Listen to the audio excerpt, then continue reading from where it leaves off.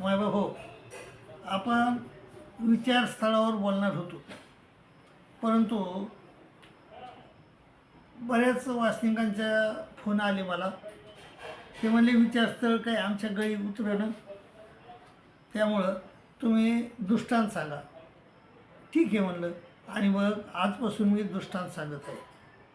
बाबा, दृष्टांताचे 3 विभाग असतात. साधारण लोकांसाठी सांगायला मी, विद्वानांसाठी नाही. तर वास्तविक बौद्ध भगिनीसाठी सांगायला तर याचे दृष्टांताचे 3 विभाग असतात. एक दृष्टांत नाही, एक लापणिक, दुसरा दृष्टांत आणि तिसरा सिद्धांत असे. तर लापणिक आपल्याला पाठ झाले पाहिजे. लापणिक हे केशिराज व्यासाचे, दृष्टांत आणि सिद्धांत हे सर्वज्ञ श्री चक्रधर स्वामी महाराजाचे आहे. तर पहिलं एक ओळच असते छोटी, त्यावेळी आपण लापणिक म्हणजे 114 लापणिक केशिराज व्यासन त्या दृष्टांतावर दिलेले, तर ते समजून घ्यायचे कोणतरी. आता मी समजून सांगणारच आहे तुम्हाला, तर याप्रमाणे समजून घ्यायचे आणि एका वहीवर लिहून घ्यायचे आणि ते लापणिक पाठ करायचे. लापणिक पाठ झाले की दृष्टांत समजायला बराच मदत होते, आणि दृष्टांत समजला की मग त्याचा सिद्धांत समजायला. तर सिद्धांत बी पण 9 प्रकरणं आपले चांगले असल्याशिवाय आपल्याला सिद्धांत कळत नाही, लापणिक बी कळत नाही. दृष्टांत कळण एखाद्या वेळेस, परंतु सिद्धांत कळत नाही आणि लापणिक कळत नाही. लापणिक बी त्या 9 प्रकरणावरच अवलंबून आहे. तर मायबाप, आपल्याला त्याच दृष्टीनं आज आपल्याला बघायचं आहे की 114 दृष्टांत आहेत. तर ते 114 दृष्टांत आपण म्हणजे ओळीनं क्रमाक्रमानं तुम्हाला मी सांगणार. तर जेवढे होते तेवढे होते. आता मायबाबा, तर पहिले परमेश्वर त्रिविधा परी अवसरती. परमेश्वर गर्भ स्वीकारती, जीवा ते दौडिती का पतिता ती उठती, असे गर्भपतीत दौडणे असे 3 प्रकारानं परमेश्वर अवतार धारण करतात. तर आणि हे अवतार धारण करणं झालं, पण त्याचे विशेषता 3 आहेत. तर परमेश्वर परदृश्य होती, आवर्दृश्य होती आणि परावरदृश्य होती. तर पर म्हणजे काय? पर म्हणजे ब्रह्मविद्या आणि आवर म्हणजे इथं 81 कोटी 110 देवतेच्या विद्या, त्याला आवर विद्या म्हणतात. तर हे दोन्ही बी अवतार परमेश्वरानं दोन्ही बी विद्या जर स्वीकारल्या असल्या तर त्याला उभय दृश्य अवतार म्हणतात किंवा परावर दृश्य अवतार म्हणतात. एकच विद्या शिकल्या, समजा आवरच विद्या असेल तर त्याला एक शेवडा आवरदृश्य म्हणतात. एकच विद्या स्वीकारली असेल परविद्या तर त्याला एक शेवडा परदृश्य अवतार म्हणतात. आणि 2 विद्या स्वीकारल्या पण एक आच्छादली आणि एक प्रगट केली तर त्याला म्हणजे जर दोन्ही विद्या घेतल्या, पर आच्छादली, आवर प्रगट केली तर त्याला आच्छादनीचा आवरदृश्य अवतार म्हणतात. दोन्ही विद्या घेतल्या आणि एक परविद्या प्रगट केली, आवर आच्छादली तर त्याला आवर आच्छादनीचा परदृश्य अवतार असं म्हणतात. आणि दोन्ही विद्या जवळ आहेत त्याला उभय दृश्य अवतार म्हणतात. तर ते आपल्याला स्वामीनं दृष्टांतातून समजून सांगितले. परदृश्य म्हणजे काय, आवरदृश्य म्हणजे काय आणि उभय दृश्य म्हणजे काय. तर मग ते म्हणले 3 दृष्टांत दिले, तर आतुराचा, बाहेरलीचा आणि उंबरल्यावरल्याचा. तर आतुराचा दृष्टांत दिला आहे परदृश्य अवतारासाठी, आणि बाहेरल्याचा दृष्टांत दिला आहे आवरदृश्य अवतारासाठी, आणि उंबरल्यावरल्याचा दृष्टांत दिला आहे उभय दृश्य अवतारासाठी. म्हणजे दोन्ही ज्यानं स्वीकारलेले आहेत त्याला उभय दृश्य अवतार म्हणतात. तर त्या उभय दृश्य अवतारासाठी उंबरल्यावर बसल्या माणसाचा दृष्टांत दिला आहे. तर बाबा, पहिला दृष्टांत आपण बघू. घरात असे तो आतुर सकळही पदार्थ देखे, पर बाहेरील काहीच न देखे, तैसा परदृश्य अवतार पर सकळे देखे, आवर काहीच न देखे, जेच देखण्याती तेच देण्याती. घरात असलेला माणूस आहे तो घरातले सगळे पदार्थ पाहतो पण बाहेरचा काही पाहत नाही. तसा परदृश्य अवतार जो आहे ते जो परविद्या आहे तो परदृश्य अवतार आहे.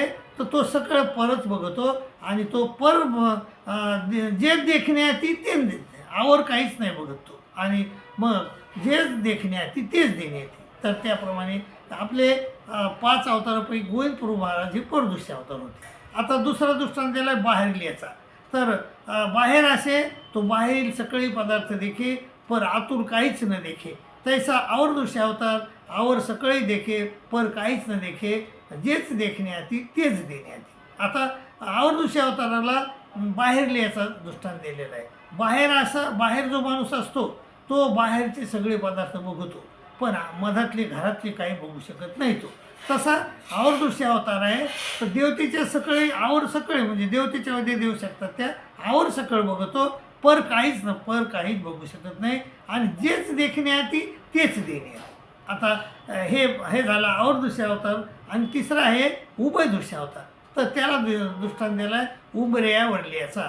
तर उंबऱ्यावरी जो असे तो आतून सगळे पदार्थ देखे आणि बाहेरील सगळे पदार्थ देखे तैसा उभय दृश्य अवतार पर सकळे देखे आणि आवरी सकळ देखे, पण जेच देखण्याती तेच देण्याती. म्हणजे दोन्ही बी विद्या स्वीकारलेल्या आहे. जसा उंबऱ्यावर बसलेला माणूस आहे तो घरातली बी पदार्थ बघू शकतो आणि बाहेरील बी बघू शकतो. तैसा जो उभय दृश्य अवतार आहे तो घरातील तो पर बी देऊ शकतो आणि आवर बी देऊ शकतो. आणि मायबाबो जे आवर दृश्य अवतार आहेत आपले 5 अवतार आहेत. श्रीकृष्ण महाराज, श्री दत्तात्रय महाराज, श्री चक्रपाणी महाराज, श्री गोविंदप्रभू महाराज, भगवान श्री चक्रधर स्वामी महाराज. तर यापैकी 3 अवतार उभय दृश्य अवतार आहेत. श्रीकृष्ण महाराज, श्री दत्तात्रय महाराज आणि सर्वज्ञ श्री चक्रधर स्वामी महाराज हे उभय दृश्य अवतार आहेत. आणि श्री चक्रपाणी महाराज हे आवर दृश्य अवतार आहेत आणि श्री गोविंदप्रभू महाराज हे परदृश्य अवतार आहेत. आता 3 अवतार जे आहेत श्रीकृष्ण महाराज, दत्तात्रय महाराज, श्री चक्रधर स्वामी महाराज हे आपला उद्धार करू शकतात. ते दोन्ही पर बी देऊ शकतात आणि आवर बी देऊ शकतात आणि ते 4ही दानं देऊ शकतात. म्हणजे कोणते लीळादान, संबंधदान, ग्रहणदान आणि कैवल्यदान. पण दुसरे 2 अवतार जे आहेत गोविंदप्रभू महाराज आणि श्री चक्रधर स्वामी महाराज, तर हे श्री गोविंदप्रभू महाराज आणि चक्रपाणी महाराज हे आपला उद्धार नाही करू शकत. परंतु आपल्या 4ही दाणे देऊ नाही शकत. गोविंदप्रभू महाराज 2.5 दाणे देतात आणि श्री चक्रपाणी महाराज आपल्याला 3 दाणे देतात. तर 2.5 दाणे कोणते देतात? म्हणजे संबंधदान, लीळादान आणि अर्धकैवल्य देतात. आता अर्धकैवल्य म्हणजे काय?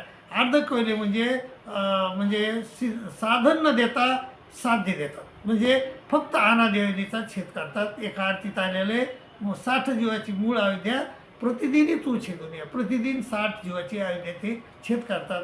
त्याप्रमाणे ते आपल्याला फक्त काय देऊ शकतात? फक्त अर्धकैवल्य देऊ शकतात. पण श्री चक्रधर स्वामी महाराज, श्रीकृष्ण महाराज, श्री दत्तात्रय महाराज हे मात्र आपल्याला पूर्ण कैवल्य देऊ शकतात. म्हणजे आपल्याला ज्ञान देऊ शकतात. ज्ञान देऊन आपल्याला आचरण करून घेऊ शकतात आपल्याकडून, आणि आचरण करून घेऊन शब्द अप्रोक्ष सामान्य विशेष देऊन स्वस्वरूपी लीन करून घेऊ शकतात. असे हे 3 अवतार आहेत मायबापू. तर 3 अवतार आपलं उभय दृश्य अवतार आहेत, ते आपला उद्धार करू शकतात. श्री चक्रपाणी महाराज फक्त आपल्याला देवतेच्या विद्या देऊ शकतात. त्यांनी त्यांच्या आयुष्यात 52 पुरुषाला विद्या दिल्या आणि 16 विद्या दिल्या आणि 84 लोकांना शिल्प विद्या दिल्या. आणि श्री गोविंदप्रभू महाराजानं काय केलं? फक्त अनादेवनीचा छेद केला, फक्त अनादे. आणि श्री चक्रधर स्वामी महाराज, श्रीकृष्ण महाराज, श्री दत्तात्रय महाराज यांनी मात्र आपल्याला 4ही दानं दिले. कैवल्यदान देखील दिलं आणि ते कैवल्य ते 3च देऊ शकतात. आणि त्यामुळं मायबापू आपण तुम्हाला ह्या अवतारांची माहिती होण्यासाठी सर्वज्ञांनी 3 दृष्टांत दिलेले. तर ते दृष्टांत आपण समजून घेऊ. आपल्याला श्री 5ही अवताराची माहिती आपण घ्यायला पाहिजे आणि आपलं भलं करून घ्यायला पाहिजे. दंडोत प्रणाम, दंडोत प्रणाम, दंडोत.